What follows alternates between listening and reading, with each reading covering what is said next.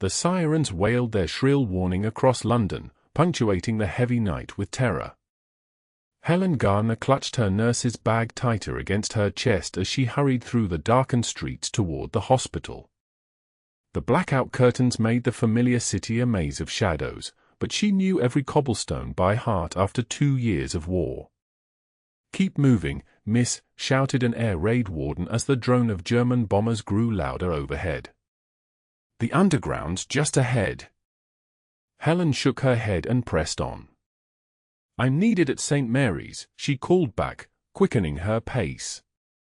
The first explosions thundered in the distance, lighting the sky with an eerie glow that made her stomach clench. War had taught her one inviolable truth: attachment was a luxury none of them could afford. Love was a foolish distraction when tomorrow might bring only rubble and tears. She'd learned this lesson when her fiancé's ship had been torpedoed in 40. The telegram had arrived on what would have been their wedding day.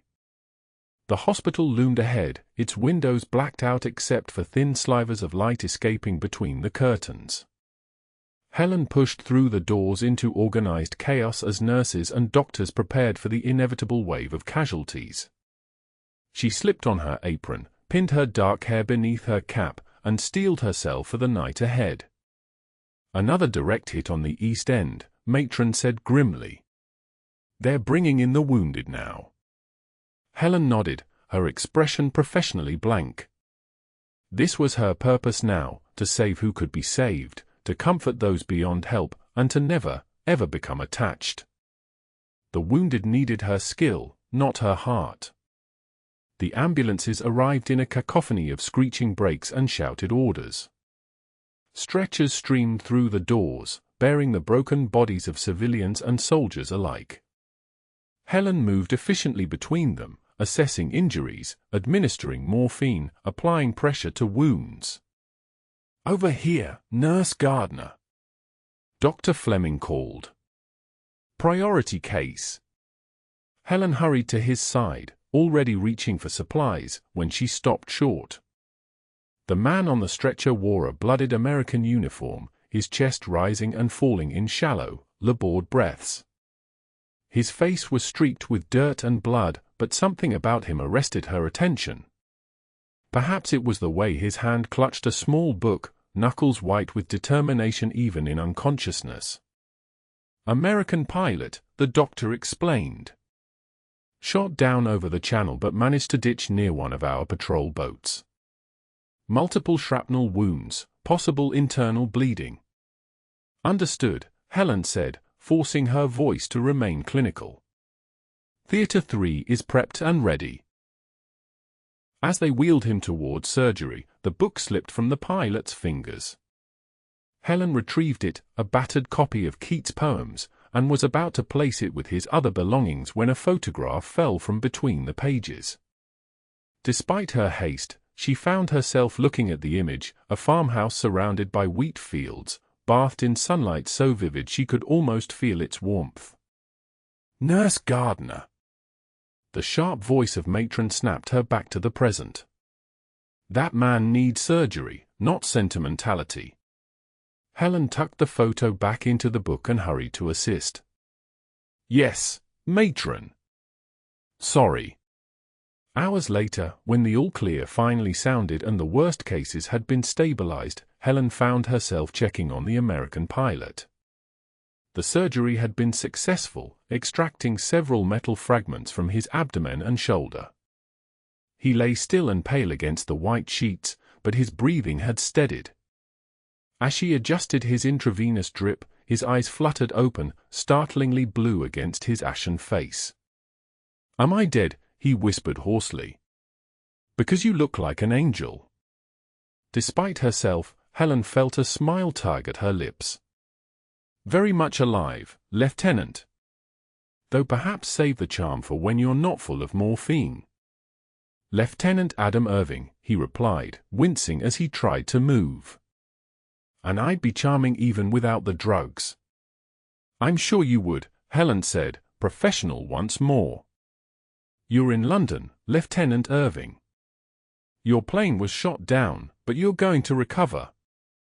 Now rest." He caught her hand as she turned to go, his grip surprisingly strong. "My book, it's safe," she assured him. "I've put it with your things." "The farm," he murmured, already drifting back to sleep. "It's waiting for me, for someone." Helen gently freed her hand, disturbed by the unexpected warmth that lingered where he had touched her. This was dangerous territory. American pilots were notorious risk-takers in the air and with women's hearts. They swept in with their confidence and chocolate bars, then returned to bases or were shot down, leaving nothing but memories and sometimes children behind. No, Lieutenant Irving was just another patient, one who would recover and return to his war, while she continued hers. But over the next few days, as London endured more raids and the hospital filled and emptied in the rhythm of war, Helen found herself drawn to Adam's bedside more often than strictly necessary. Unlike many officers, he never complained about his injuries or demanded special treatment. Instead, he asked about the other patients, offering his rations of chocolate to the children in the ward.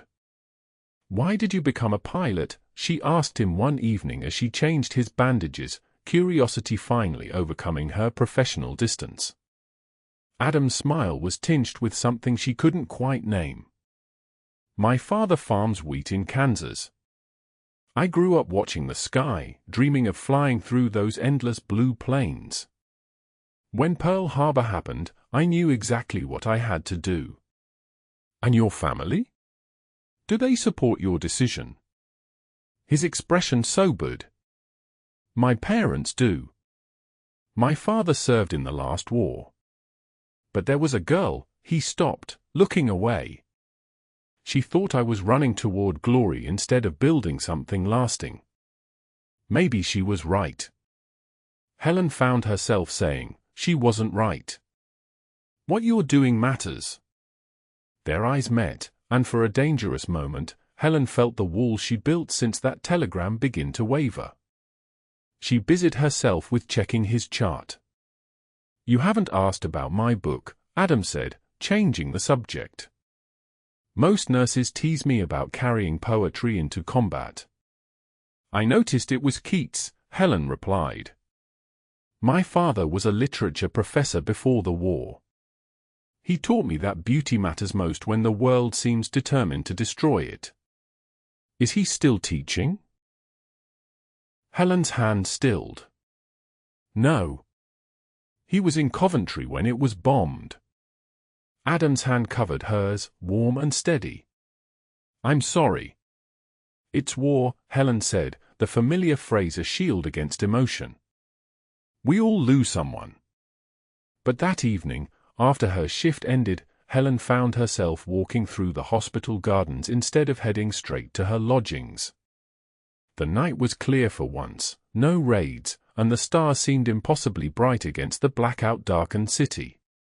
"They look different from up there," Adam's voice came from behind her. He stood leaning heavily on a cane, still in his hospital pajamas. "Lieutenant Irving!" "You shouldn't be out of bed," Helen scolded, though without much force. He moved closer, his gait uneven but determined. "I couldn't waste a night without bombs. Besides, the doctor said I should start walking." "In the ward, not the gardens at night," Helen said, but made no move to return him to his bed. Something about the stillness of the night, the rarity of peace, made her reluctant to break the moment. "Tell me about your Coventry," Adam said quietly. "Before the bombs." No one had asked Helen about before. Everyone in England lived in the present tense of war, the past too painful to revisit, the future too uncertain to contemplate. But under the stars, with this American who looked at her as though her words mattered, Helen found herself describing the cathedral spire against the sunset, her mother's garden, the bookshop where her father had taken her every Saturday. And Adam told her about Kansas wheat fields that stretched to the horizon, about the smell of earth after rain, about a farmhouse that had stood for 3 generations and would stand for many more. Not boasts or flirtations, but the quiet exchange of what they each held sacred. When he swayed slightly with fatigue, Helen took his arm. "You need to rest." "I need to see you again," Adam said, his voice low and serious. "Not as a patient. Not with you changing my bandages. Just this." Everything she'd learned since the war began warned against this folly. Americans went home. Pilots died. Hearts broke. But looking up into his face, Helen made a decision that defied her own careful rules. "Tomorrow night," she said. "Same time." Their clandestine meetings in the hospital garden became a ritual over the next weeks as Adam recovered. They talked of books and homes and dreams deferred by war. Never of love, that word remained unspoken, too dangerous to acknowledge. But it grew between them nonetheless, in shared chocolate rations and poems read aloud, in the careful way Adam's hand would find hers in the darkness. The night before his discharge, with Adam nearly healed and orders to return to his squadron imminent, they stood beneath the apple tree that had somehow survived the Blitz thus far. "I want you to have this," Adam said, pressing his copy of Keats into her hands. "To remember." Helen shook her head. "I can't take your book. You'll need it." "I know the important parts by heart now," he insisted. "Besides, I'll want it back someday." The promise hung between them, fragile as spring blossoms in wartime. "When?" Helen asked, finally allowing herself to voice the question that haunted every goodbye in England. Adam's hand cupped her cheek. "When we win this thing. When I've flown my missions. I have 30 to complete. 30 missions." The statistical likelihood of survival hovered unspoken between them. Most bomber crews didn't make it past 20. "I've been offered a posting," Helen said suddenly. "With the American Red Cross. They need nurses to help prepare for the invasion." Adam's eyes widened. "You'd be closer to the front." "I'd be closer to the channel," she corrected softly. "Closer to where your missions take you." It was as close to a declaration as either dared make. Adam's arms went around her, holding her as though she might vanish.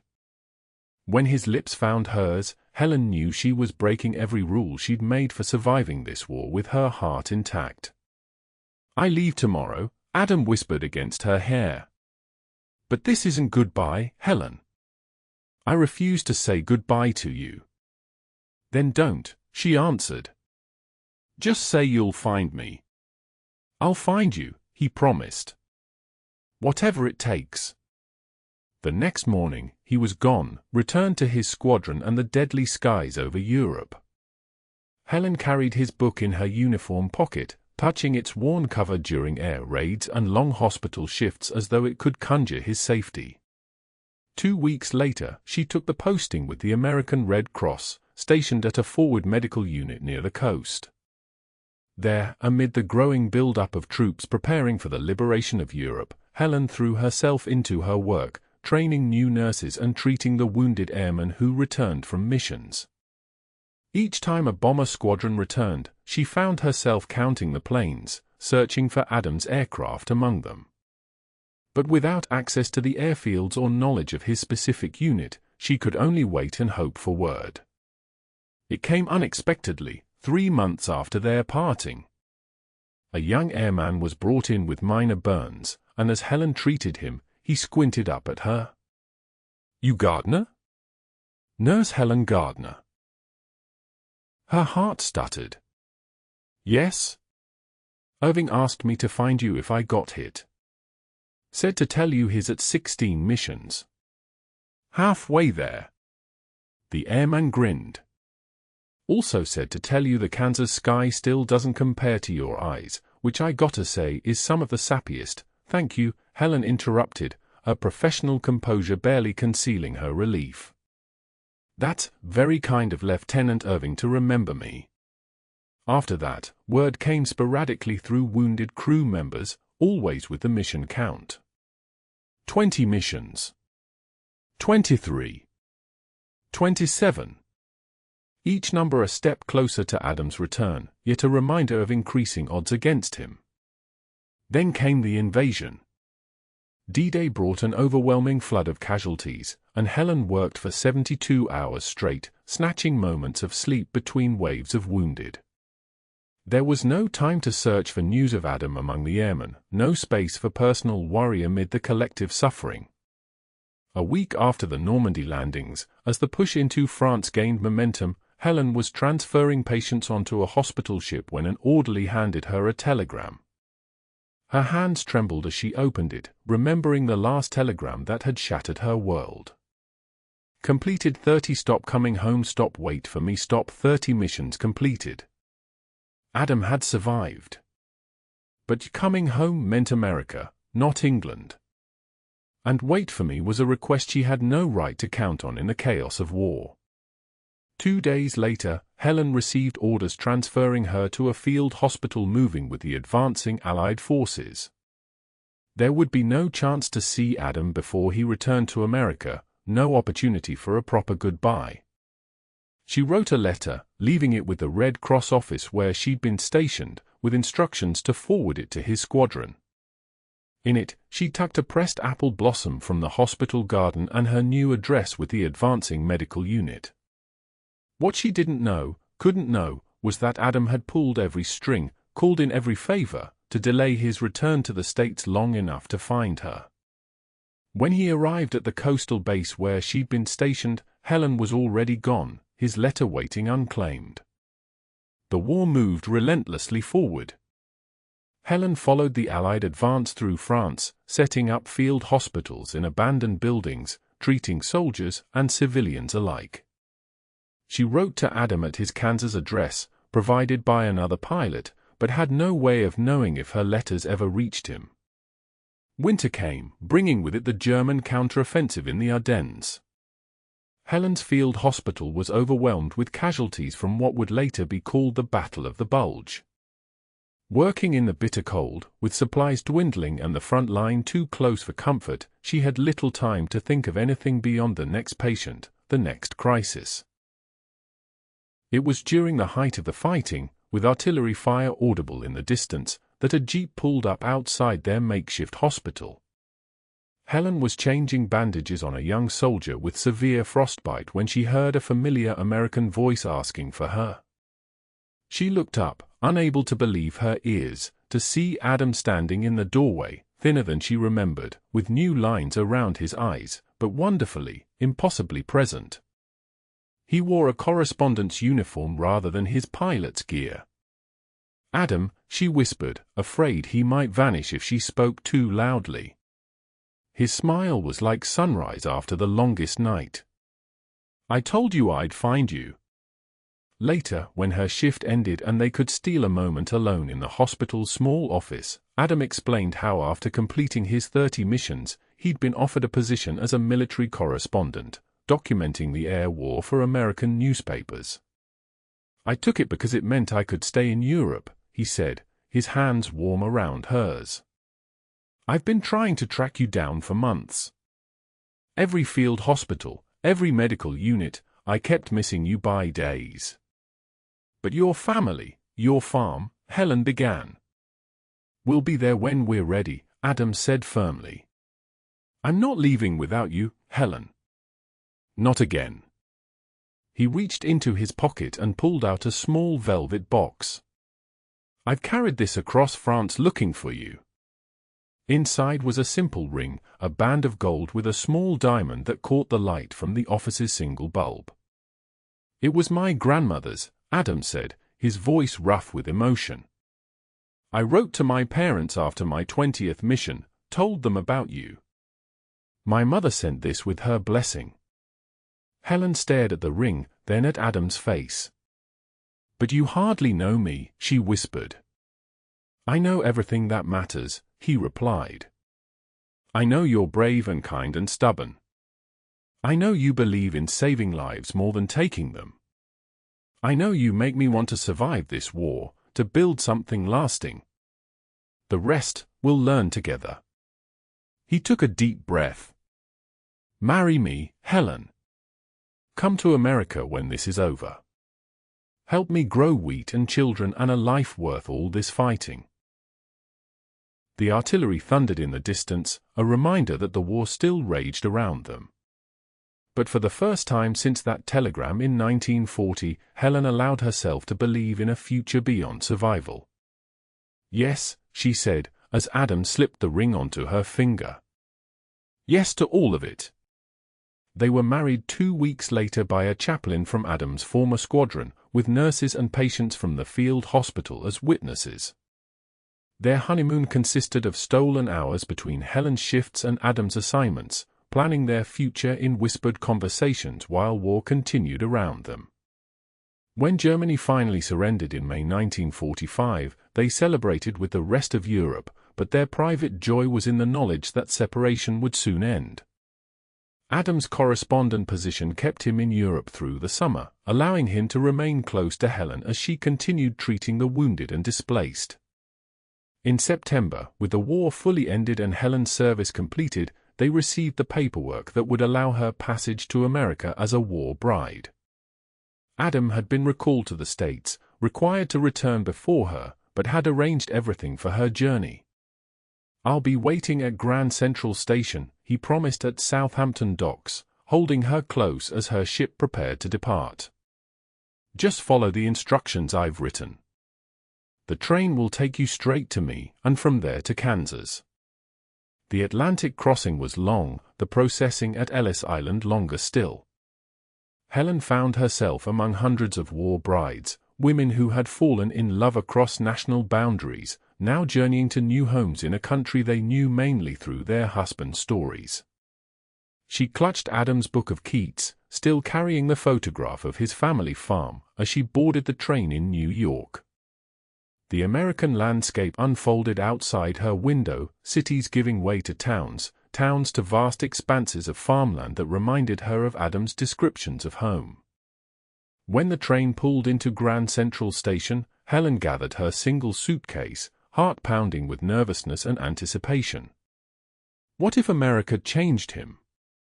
What if the man who had found her in a war zone was different in peace? She stepped onto the platform, searching the crowd for a familiar face. The station was overwhelming, far larger than any in London, filled with returning soldiers and reuniting families. Then she saw him, standing tall at the far end of the platform. Adam had spotted her already and was moving toward her, weaving between passengers with single-minded determination. He wore civilian clothes now, but carried himself with the same quiet confidence she remembered. When they reached each other, words seemed inadequate. Adam lifted her off her feet in an embrace that spoke of months of separation and the promise of never being parted again. "Welcome home," he whispered against her hair. Helen looked up at him through tears of joy. "I've brought your book back," she said, offering the worn volume of Keats. Adam laughed, the sound free and unguarded in a way it had never been during wartime. "Keep it," he said. "We'll read it to our children someday." Hand in hand, they walked out of the station into the bright American sunshine, toward the train that would take them west to Kansas, to wheat fields and apple trees and all the life they had dreamed of during darkest war. Helen Gardner, now Helen Irving, had crossed an ocean and survived a war to reach this moment. As the train pulled away from New York, carrying them toward their future, she realized that her deepest wartime fear had been wrong. Love wasn't a luxury they couldn't afford. It had been the very thing worth fighting for all along.